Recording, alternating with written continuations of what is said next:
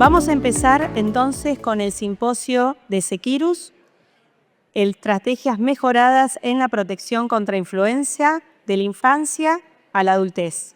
Coordina esta mesa la doctora Micaela Delgado, quien es médica pediatra, especialista en infectología infantil, asesora científica del laboratorio Seqirus, miembro del subcomité de infectología de la SAP y miembro de la Comisión de Residencias Antimicrobianas de SADIP. Les doy la bienvenida y le dejo a Micaela presentar a los disertantes. Gracias, Mica. Bueno, muchas gracias a Fundación Vacunar por el espacio. Muchas gracias a ustedes por estar aquí y bienvenidos en nombre del equipo de CCL Seqirus.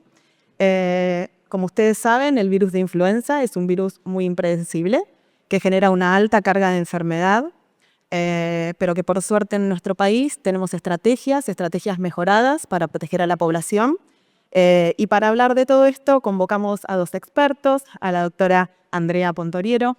Ella es doctora en biología, en ciencias biológicas, es jefa del servicio de virosis respiratorias de Anlis Malbram. Ella es docente de la maestría de microbiología molecular Anlis UNSAM.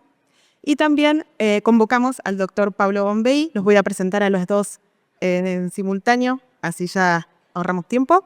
Él es jefe de la sección de infectología de CEMIC, es director y profesor titular de la carrera de especialización universitaria en infectología también de CEMIC, es integrante del departamento científico de Fundación Vacunar y es ex miembro del grupo técnico asesor de OPS.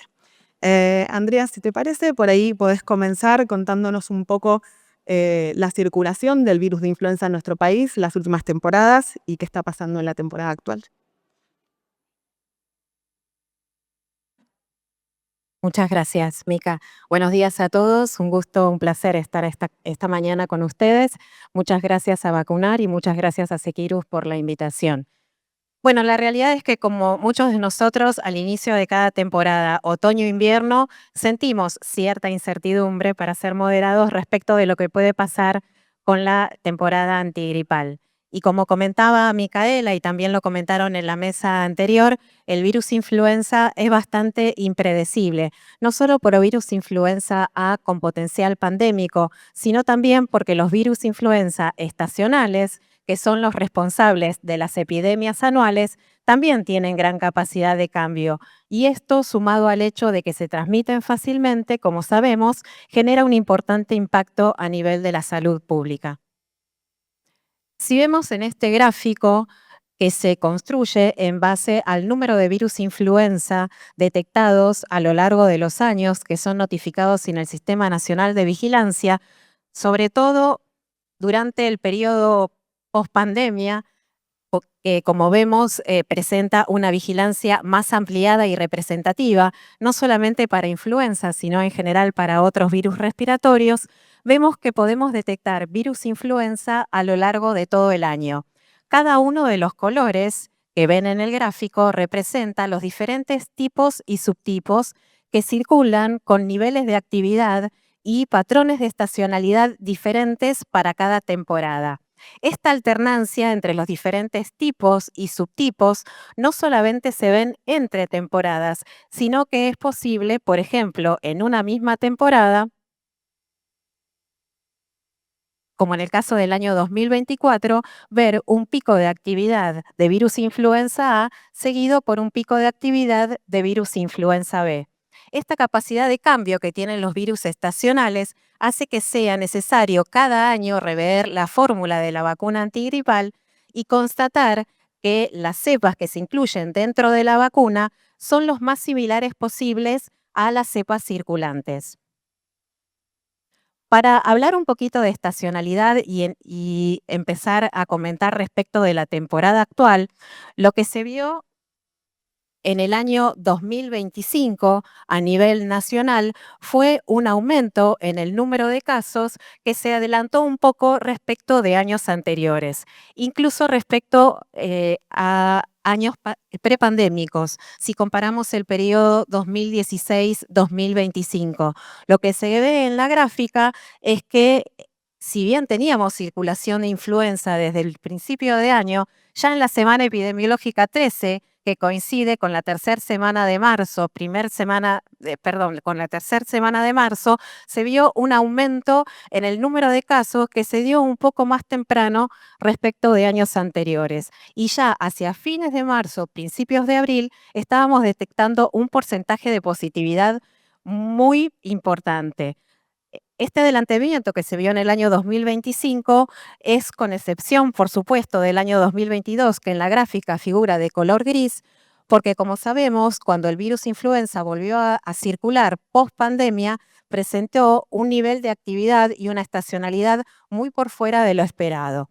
Ahora, si desagregamos los datos del nivel nacional eh, por región para el año 2025 y tomamos como referencia la semana epidemiológica 13, que fue la de la tercera semana de marzo, vemos en realidad que ese adelantamiento se dio principalmente en las provincias del noroeste y del sur de nuestro país. Y posteriormente, ese aumento se replicó en otras regiones como ser el centro, NEA y Cuyo. Si comparamos un poquito la temporada 2025 respecto de la temporada anterior, en base a los datos que el país reporta a la red global de influenza y que están disponibles en Flunet, podemos ver que en el año 2024 tuvimos un pico de actividad de virus influenza a principios del mes de junio y que todo lo que se estudió en ese momento resultó ser subtipo H3N2. Un pico de actividad que se incrementó abruptamente y que luego cuando comienza a descender, vemos que empieza a circular influenza B en mucha menor proporción respecto de influenza A, y el único linaje detectado fue el virus B Victoria. Estos virus, influenza B, continúan circulando hacia fines del 2024, principios del 2025, y entre los meses de febrero, marzo, vemos el cambio y volvemos a detectar, en este caso, influenza A, pero todos los virus estudiados resultaron ser subtipo H1N1. Simplemente para comentar, la temporada 2025, como ven, fue más extendida en el tiempo y si comparamos la actividad enero a julio de ambas temporadas, lo que vamos a ver es que a un mismo número de muestras estudiadas, en el 2025 se detectaron más casos positivos. Y si comparamos los picos de actividad de influenza con la notificación clínica, vamos a ver también que coinciden con los incrementos en las notificaciones de enfermedad tipo influenza y de neumonías. Otra cosa que nos gustaría que nos cuentes un poco es si el impacto del virus de influenza es igual para todas las edades y por subtipos. ¿Tenés algo de información respecto de eso? Bueno, para responder a esa pregunta nos remitimos a los gráficos que también mostraron en la mesa anterior, que están disponibles en el Boletín Epidemiológico Nacional y que nos muestran para cada año los casos hospitalizados por infección respiratoria aguda. Los casos que figuran en rosa, rojo y fucsia representan aquellos que tienen diagnóstico para virus influenza. Y como vemos en ambas temporadas, el virus influenza afecta a todos los rangos de edad. Pero principalmente en ambas temporadas lo que pudimos ver es que el grupo más afectado es el de los adultos mayores o iguales a 65 años. En el año 2024, con predominancia de H3, al grupo de los adultos mayores le siguió el grupo de los menores de 5 a 9 años, seguido por los adultos de 45 a 64 años. En cambio, en el año 2025, una temporada con actividad predominante, H1, al grupo de los mayores de 65 años les siguió en segundo término los adultos de 45 a 64 y en tercer lugar los pediátricos de 5 años a 9 años. Y solo un dato para agregar, en una temporada similar con predominancia de H1, que fue en el año 2023, con una actividad mucho menor de influenza, se repitió este patrón de edades, también, como decíamos, para otra temporada en la que predominó H1. Interesante porque lo que podemos ver que los adultos jóvenes, que tal vez uno no los tiene tan en mente, también se ven afectados por el virus. Bueno, muchísimas gracias. Por ahí, Pablo, si nos podés contar qué estrategias contamos en Argentina para prevenirlo y si tenemos estrategias mejoradas en cuanto a la prevención de influenza.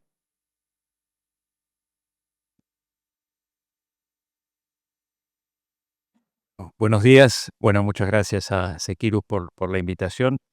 Sí, vamos a mostrar entonces ahora en qué estamos. Hoy tenemos, por suerte, muchas vacunas disponibles en el mundo, distintas modalidades, plataformas, etcétera. Fíjense que podemos empezar arriba a la izquierda, composición. Este año tuvimos, por ejemplo, trivalente en el ámbito público y todas las vacunas en el ámbito privado fueron cuadrivalentes. Yo aprovecho y le pregunto a Andrea si el motivo de que ya no vaya a haber más vacunas cuadrivalentes es que la cepa Yamagata ya no está siendo detectada. Y esto puede seguir así, si es una certeza de que no va a circular más. Por ahora volvemos a las trivalentes, pero existe la posibilidad de que regrese esta cepa B. La realidad es que previo a la pandemia de COVID ya notábamos que el linaje B Yamagata estaba menos representado, circulaba en menor proporción respecto del linaje Victoria. Y a partir de marzo 2020 dejamos de detectar no solamente en nuestro país, sino también en el resto del mundo al linaje Yamagata, y es por eso que la OMS comunicó que a partir de septiembre de 2023 ya no era necesario seguir incorporando el antígeno Yamagata a la vacuna cuadrivalente. Por eso es que de ese tiempo a esta parte nos estamos acomodando y considerando a la vacuna trivalente como segura y eficaz para contrarrestar los distintos virus circulantes. Bueno, entonces lo que sería trivalente, cuadrivalente ya estaría resuelto. De acá en más, posiblemente el año que viene sean todas vacunas trivalentes, pero lo cual no quiere decir que si en algún país tienen todavía vacunas cuadrivalentes no sirva. El otro punto es la presencia de adyuvantes en las vacunas. Ahora lo vamos a ver más en detalle. El otro tema son lo que conocemos o conocimos muy bien en la pandemia, las plataformas de elaboración.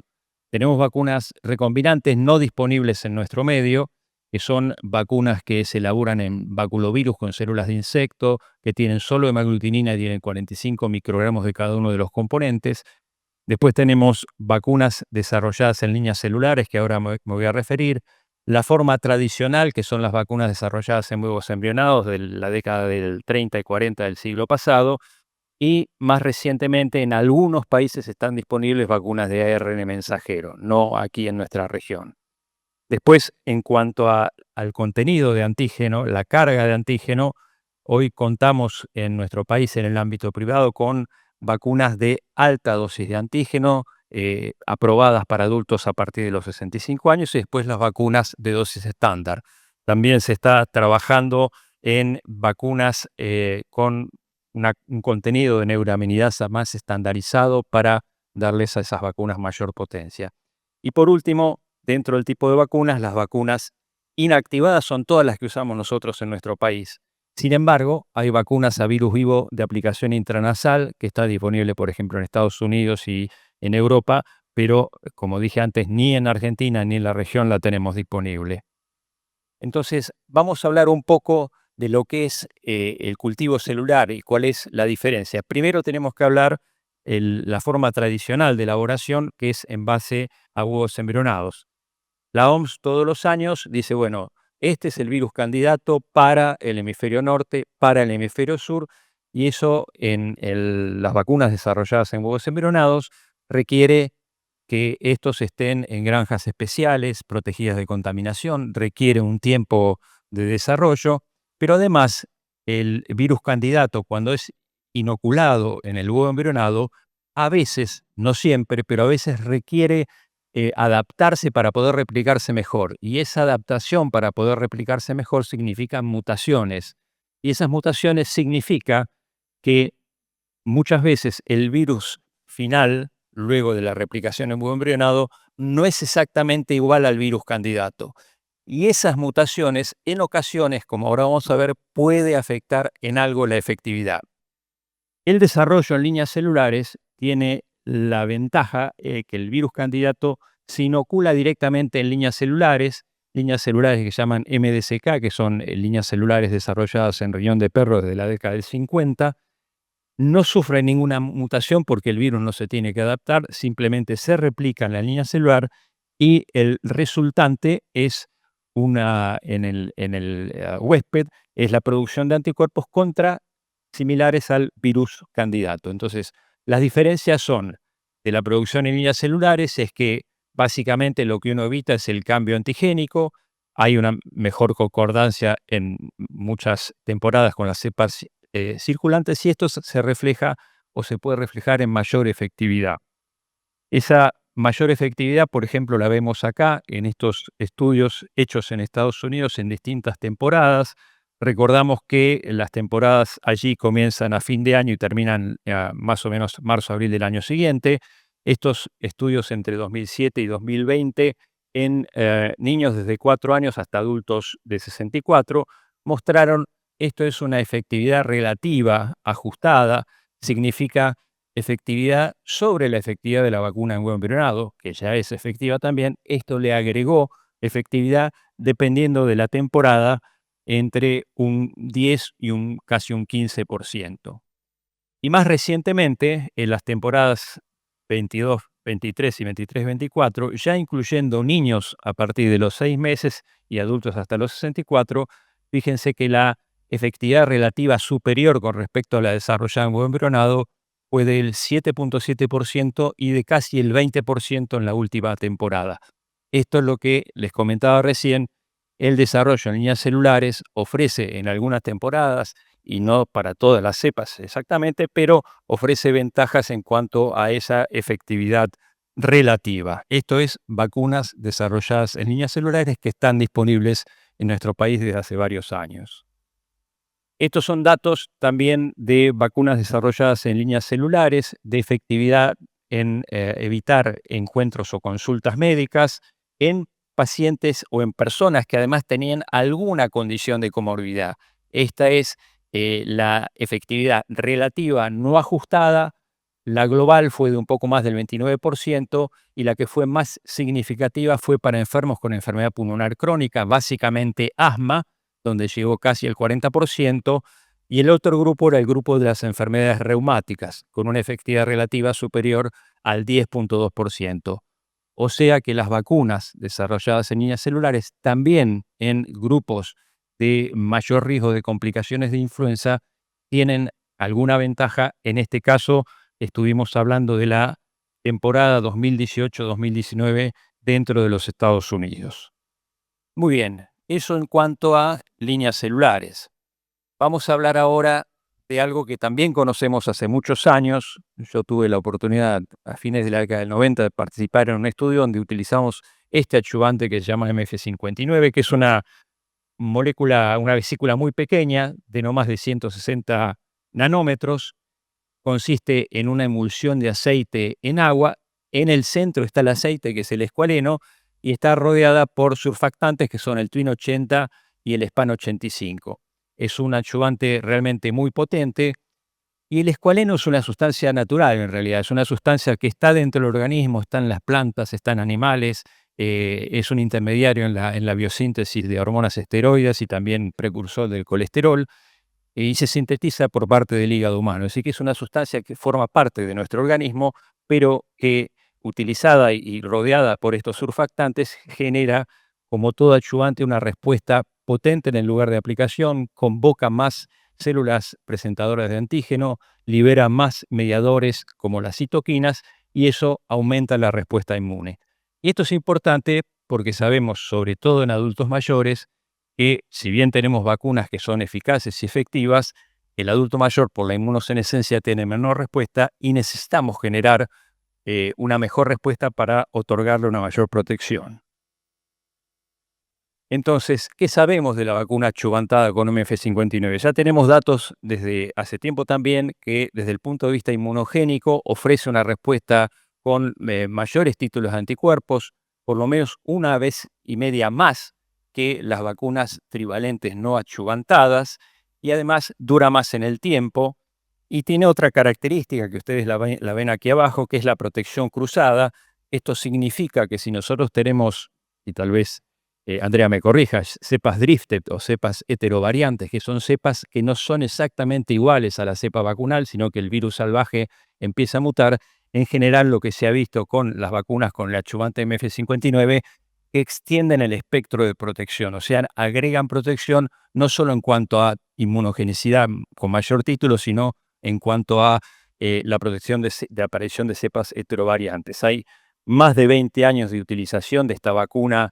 Como yo les dije, desde el año 90 empezaron los estudios, más de 100.000 sujetos en estudios clínicos y observacionales, estudios controlados en más de 5.000 niños, adultos y adultos mayores, y en todo este tiempo no ha habido alertas de seguridad con el uso del adyuvante MF59.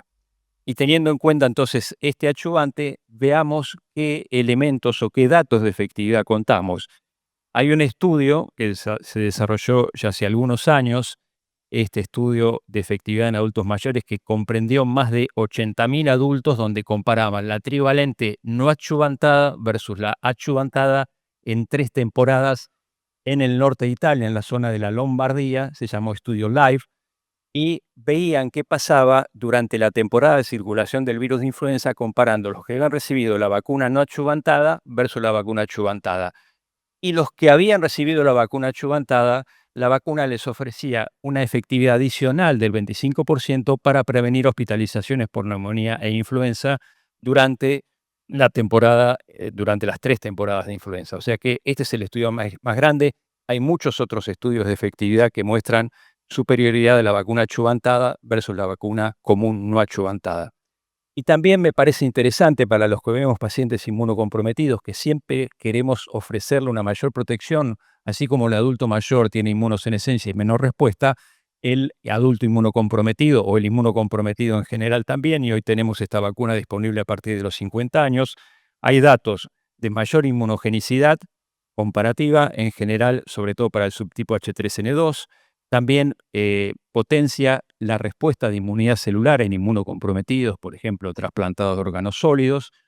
Todo esto, y hay muchos otros datos también, que sugerirían que en inmunocomprometidos esta vacuna adyuvantada sería una muy buena alternativa para ofrecerle a esta población. Y en relación a los datos de efectividad relativa, esto es un estudio que compara la vacuna adyuvantada trivalente versus la cuadrivalente no adyuvantada en personas que además tenían una comorbilidad. Y lo que mostró es una efectividad relativa superior del 20.4%. O sea que agregó efectividad también en estas poblaciones con comorbilidades. Como ustedes pueden ver acá, hay distintas comorbilidades en pacientes con problemas pulmonares crónicos, un 15.4, asma, 17. Fíjense, en pacientes con diabetes, casi el 22% de efectividad relativa adicional, lo mismo que en pacientes con enfermedades reumatológicas. En fin, en la mayoría de los grupos, sobre todo los que fue más significativos, son los pacientes con tumores sólidos, los pacientes con diabetes, los pacientes con enfermedades cerebrovasculares, los pacientes con enfermedades cardiovasculares como antecedentes de infarto, insuficiencia cardíaca y, como dije antes, en los pacientes con enfermedades pulmonares crónicas.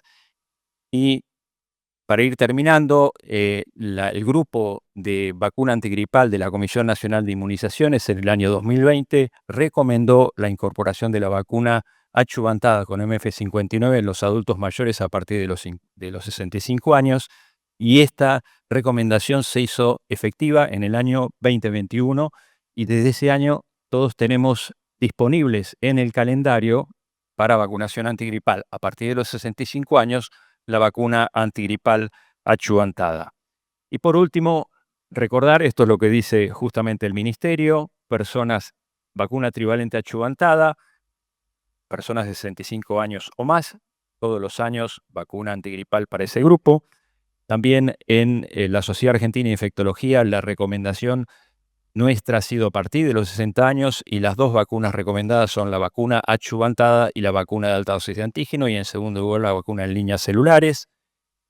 Después, la recomendación de la Sociedad Argentina de Gerontología y Geriatría también recomienda la utilización de vacuna adyuvantada en adultos mayores, y hay muchas otras recomendaciones, entre ellas de otras distintas especialidades. Esta es la Sociedad Interamericana de Cardiología, es una rama de la World Health Federation, donde ellos recomiendan utilizar vacunas digamos, enfocadas en aumentar la inmunogenicidad o el espectro de cobertura, incluyendo vacunas de dosis altas, vacunas tetravalentes, vacunas con adyuvantes y aquellas preparadas en cultivos celulares. Y creo que esta te la dejo a vos. Sí, muchas gracias, Pablo. Solo para finalizar y para recordar las vacunas que nos estuvo comentando el doctor. La vacuna en cultivo celular, disponible en nuestro país desde el 2022. Ya esta es la 4ª temporada que la tenemos en Argentina. Es un orgullo para nosotros. Somos uno de los países pioneros en incorporarla a partir de los 6 meses y en Latinoamérica es el único país donde está en principio. Sepan que es a partir de los 6 meses la indicación, y con respecto a la vacuna adyuvantada, como comentó el doctor Pablo, está incluida en nuestro calendario nacional de inmunizaciones a partir de los 65 años. Esto es, estas personas la reciben en forma gratuita, ¿sí?, en instituciones públicas, pero sepan que en el subsector privado desde este año la tenemos a partir de los 50 años para ser aplicada en los pacientes que nos estuvo contando Pablo. Recordar un poco lo que nos estuvo contando Andrea, que el virus de influenza es muy impredecible, es muy importante la vigilancia epidemiológica para saber qué pasa con la circulación de estas vacunas, que como contó Pablo, tenemos datos de inmunogenicidad, seguridad, efectividad mejorada, tanto en personas con comorbilidades como no, y son intervenciones que han demostrado también ser costo efectivas. Y bueno, con eso cerrar, no sé si hay preguntas del auditorio. Andrea.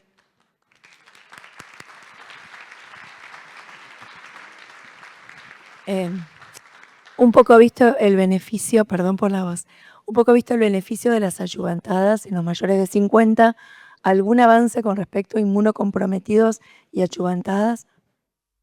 Sí, bueno, justamente ahí lo comenté, que hay datos de que la vacuna adyuvantada en adultos en inmunocomprometidos genera mayor respuesta, por ejemplo, de inmunidad celular y también mayor protección, por ejemplo, de las cepas de H3N2. Así que esos son algunos datos, pero hay más datos donde la respuesta inmune en general, cuando uno compara la vacuna adyuvantada versus no adyuvantada, entre inmunocomprometidos, dentro de los inmunocomprometidos, la respuesta con la adyuvantada es mayor. Sí, pero digo, No sabemos si- desde la licencia nosotros, más de 50 inmunocomprometidos o no inmunocomprometidos podríamos usarla. Menos de 50 no. No, una vacuna que está aprobada a partir de los 50 Claro. años, pero Por eso mi mensaje, porque digo, cada vez más jóvenes tenemos algunas situaciones de inmunocompromiso y parece ser muy seductora esta posibilidad de la vacuna, ¿no? Por ahora todavía no. No, es una alternativa. En nuestro país la aprobación por ANMAT es para más de 50 años. Sí, la vacuna cuenta con recomendación, por ejemplo, de la CIP en Estados Unidos, por ejemplo, para pacientes trasplantados de órganos sólidos. Es una recomendación preferencial la vacuna adyuvantada a partir de los 18 años. Pero en nuestro país no tenemos esa aprobación por ahora. Perfecto, súper gracias. Yo le quería hacer una pregunta a Andrea. No sé si hay... ¿Puedo hacer? No sé si ahí, José, ¿querés comentar algo? Canadá tiene aprobado a partir de los 4. Sí, en experiencias en otros países de aprobaciones en menos de 50 años, con lo que comenta el doctor Montes, por ejemplo, en Canadá la vacuna está aprobada a partir de los 4 años de edad. Una pregunta para Andrea, si el patrón de circulación de influenza en nuestro país, vos mostraste primero, fue el noroeste. Sí, las Sí, provincias del norte ya en enero, febrero estaban detectando un incremento de casos incluso. Si eso es así todos los años, si ha habido diferencias. Es muy variable. Acá la tenemos ahora la doctora Baumeister, que tiene mucha experiencia en el tema. La realidad es que a medida que vigilamos a lo largo de los años, si bien hubo el gran cambio de la pandemia COVID-19 y como que ahora está volviendo la estacionalidad a tomar su ritmo, es lo que comentábamos respecto de que es muy variable la estacionalidad, y en nuestro país justamente la extensión hace que también sea muy variable entre una región y la otra. Así que lo que mostramos a nivel nacional, entendamos que siempre es un promedio, pero que al desagregar los datos, la información puede variar. No sé si hay alguna otra pregunta. Muchas gracias.